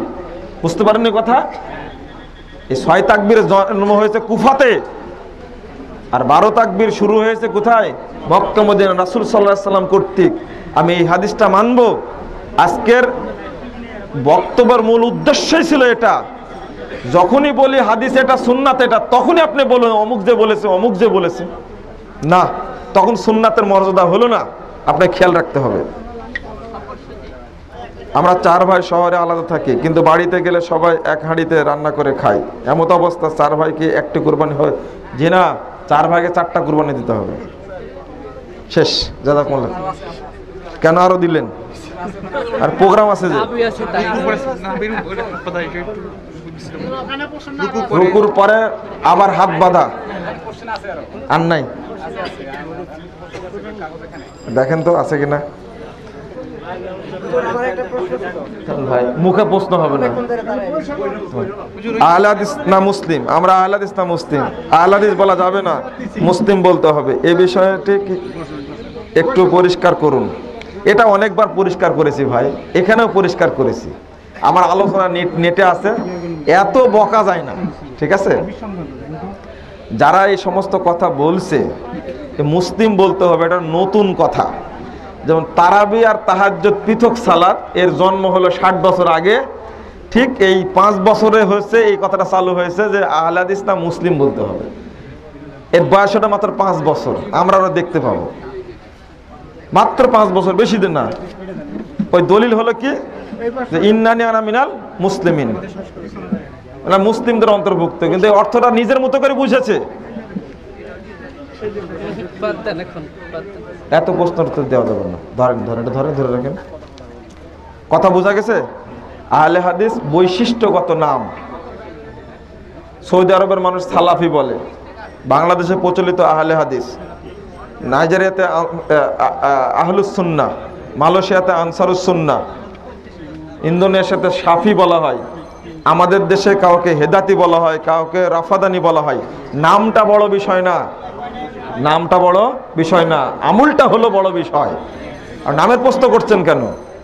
একজন ব্যক্তি বাংলাদেশি, আবার মুসলিম, আবার না, ও গোষ্ঠীর নাম হয় মোল্লা, না হলে শেখ, না হলে মাস্টার, না হলে চৌধুরী, নাম হয় না? ওই যে আমি মাঝে মাঝে প্রশ্ন করে, আপনি মুসলমান না বাংলাদেশি? উত্তর দিতে পারেন না তো? পারেন? হ্যাঁ, কি মুসলমান না বাংলাদেশি? দেখেন উত্তর দিতে হচ্ছে না, যে না উত্তর ভুল। আমি উত্তর চেয়েছি তো একটা। ওই প্রশ্নটা ঠিক না, এই প্রশ্নটা ঠিক না। আগে বুঝতে হবে, কথা বোঝা গেছে? আগে বুঝতে হবে। হুজুর পাক সাল্লাল্লাহু আলাইহি সাল্লাম ঘুম পাড়তেন কিভাবে? ডান হাত ডান কাতের চলের নিচে দিয়ে তিনি ডান কাতে ঘুমাতেন, এটা সহিহ হাদিস। কিন্তু কবর রাখার সময় তো আর এই কাজ করেন না। সারা জীবন যেভাবে শোয়ার অধিকার রাখলো না, মরার পরে মাটি দেওয়ার সময় চিৎ করে শোয়া রাখে, ঠিক কিনা? ডান কাতে শোয়াতে হবে ওকে, বুঝলেন? কবরে শোয়ানোর সময়, এটাই হাদিস। হুজুর পাক সাল্লাল্লাহু আলাইহি সাল্লাম সবচেয়ে কি বলছে? কাকে বেশি কি লেছে? তা তো লেখেন না আপনি এখানে, ভালো করে লেখাই হয়নি। তাহাজ্জুদে উঠে রাসূলের প্রতি কিভাবে সালাম প্রবে, রাসূলের প্রতি তাহাজ্জুদে উঠা করে আপনি সব সময় দরুদ পড়বেন, শেষ দরুদ না রইলাম সালাম আসসালাতু আসসালামু আলাইকুম বলা যাবে কিনা গায়েবী অবস্থায়? ও ওই যে যেটা ফজর সালাতে মানুষ করে, আসসালাতু আসসালামু ইয়া রাসূলুল্লাহ, আসসালাতু আসসালামু আলাইকা ইয়া হাবিবাল্লাহ, এগুলো বলে যে না এটা বেদাতি বাক্য। এগুলো সালাত এবং সালাম উভয়টি দরুদের মধ্যে রয়েছে, ওইটাই বলবেন আপনি, সংক্ষিপ্ত বলবেন। সালাম হবে না হুজুর? না, হুজুর মনে সাল্লাল্লাহু আলাইহি ওয়াসাল্লাম। হ্যাঁ, গাজীপুর থেকে আসছেন আপনি, মনে আছে আমার। 4 রাকাত বিশিষ্ট সালাতের শেষের রাকাত না পেলে সূরা ফাতিহার আগে আমাকে কি পড়তে হবে? শেষের রাকাত না পেলে, তাই না? আপনি 1 রাকাত পেলেন, আপনি প্রথম যেটা পাবেন ওইটা আপনার প্রথম রাকাত, মনে থাকবে কথা। যেটা পেলেন আপনি ওইটাকে আপনার প্রথম রাকাত, আপনার ইমামের শেষ হতে পারে কিন্তু আপনার প্রথম। সালাদটা আপনি ওইভাবে শেষ করবেন। যেমন জি জি জি, অবশ্যই অবশ্যই।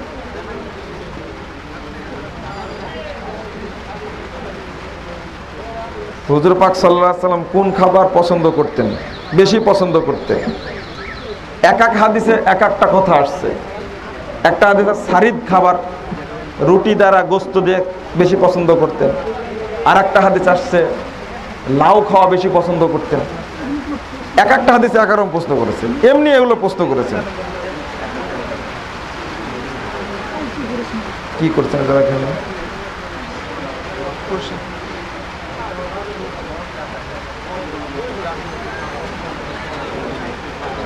আহলে হক কমের কি ইউটিউব মিডিয়া দেওবন্দে ওলামা কেরামগণ তাকবীরের রাকাত সংখ্যা ও জাল হাদিসের কবলে রাসূল সাল্লাল্লাহু আলাইহি ওয়াসাল্লাম বইয়ের সম্পর্কে মন্তব্য করেছেন। এই বইগুলোতে কিছু মিথ্যা তথ্য রয়েছে। যেমন বলেছেন উমদাতুল কারি ফতহুল বারি এর যে বরাত পেশ করেছেন তা ঠিক নয়। তাহলে আমার কাছে আসতে হবে, আমার কাছে সব সংরক্ষিত আছে। শুনেন, অনেক সময় রাত কানা মানুষ চোখে দেখে না, বুঝেন কথা? রাত কানা মানুষ, কিছু লোক দিন কানা আছে, রাতে দেখে দিনে দেখে না, আছে না? বাংলাদেশে কিছু আলেমের জন্ম হয়েছে, তারা হলো রাত কানা, চোখে এরা কম দেখছে। 22 বছর বুখারী পড়ানোর পরে বিতির সালাত যে 1 রাকাতে এই হাদিস তাদের চোখে পড়ে না, এরা হলো এইরকম মার্কা আলেম। এরা ওই উমদাতুল কারি, শারহে বুখারী, ফতহুল বারী যে উদ্ধৃতি আমার দেওয়া আছে, যে চ্যালেঞ্জ করতে হয় আমার কাছে আসতে হবে। নেটে তোলপাড় কেন? নেটে চ্যালেঞ্জ দেওয়া হচ্ছে যে অমুকের সাথে বাহাস করতে চাই। আমি তো রাজশাহীতে বসে আছি, মাজাই বল থাকলে রাজশাহী আসুন, সমস্যা কোথায়? এত ভয় কেন? টাকা দিয়ে চ্যালেঞ্জ দেওয়া, এইগুলো হলো নেটের তোলপাড়, মানুষের ঢেউ শিরিক এবং বেদাত বর্জন করা দেখে এ সমস্ত আবু জাহাল মার্কা আলেমগুলো আজকে শঙ্কিত। আমরা দোয়া করবো আল্লাহ তাদেরকে হেদায়েত দান করেন। আল্লাহ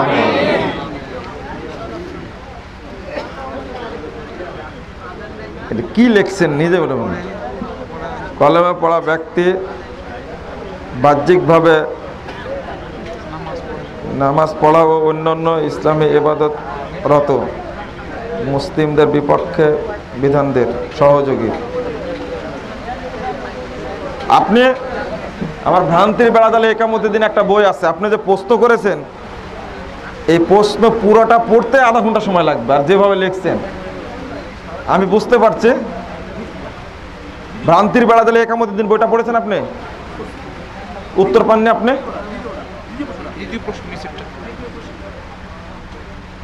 আল্লাহ বিরোধী বিধান রচনাকারী, দানকারী, সামাজিক রাষ্ট্রীয় ক্ষেত্রে বা অন্য কোনো ক্ষেত্রে বিধান দিয়ে আল্লাহকে অস্বীকারী, আপনাকে প্রমাণ করতে হবে আমার কাছে। আমি বলেছি আগে একটা কথা, একটা প্রশ্নটা বুঝে নিয়েছি তো, এত পড়া লাগবে না তো। আপনার ভ্রান্ত আকীদা সঠিক আকিদা পড়েছেন বইটা? এটা পড়বেন, এই প্রশ্ন যাদের এটা পড়বেন। আকীদাগত ত্রুটিটা দূর করার জন্য অবশ্যই পড়তে হবে। আমি বললাম একটা হলো আমূলগত কুফরি আর এতেকাদি কুফরি। কোনো ব্যক্তি যদি অন্তরে বিশ্বাস করে আল্লাহকে, রাসূল যদি বিশ্বাস করে আর আমূল যদি কুফরি করে, এই ব্যক্তি কাফের বলা যাবে না। যে ঈমান ভঙ্গের যে কারণগুলি আছে, ঈমান ভঙ্গের যে কারণগুলো আছে, এই কারণগুলো আপনাকে তো বুঝতে হবে, আর যাকে কাফের বলবেন তাকে আগে বুঝতে হবে।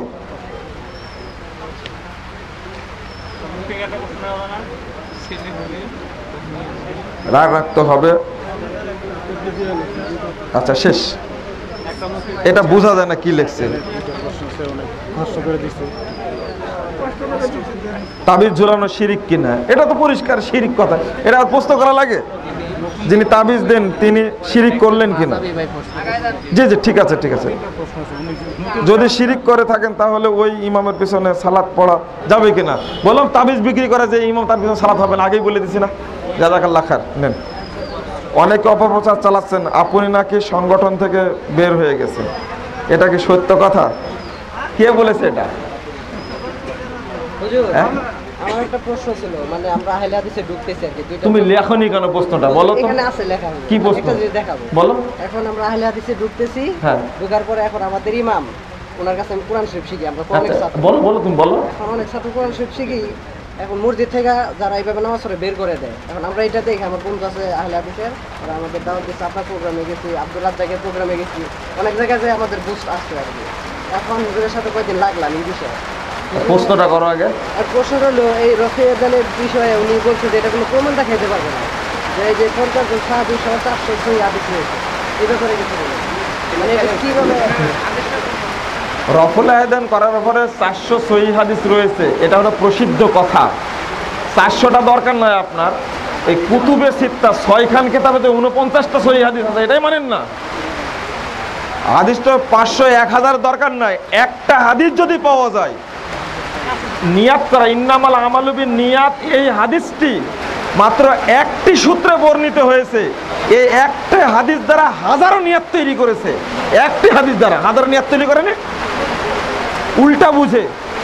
তো রফুল আযান করার কথা, এত হাদিস রয়েছে, হাদিসগুলো মানবে না, মূলত তারা মানবে না। এটা তো প্রশ্ন হলো না তোমার, এটা পুরাটাই মিথ্যা। আমি বললাম তো, রফুল আযানের হাদিস মুতাওয়াতির পর্যায়ের, এই হাদিসের উপর যে কটাক্ষ করবে সেই মিথ্যুক। জাযাকুমুল্লাহ খায়ের। তো ঠিক আছে, অনেক কথা হয়েছে আপনাদের সাথে।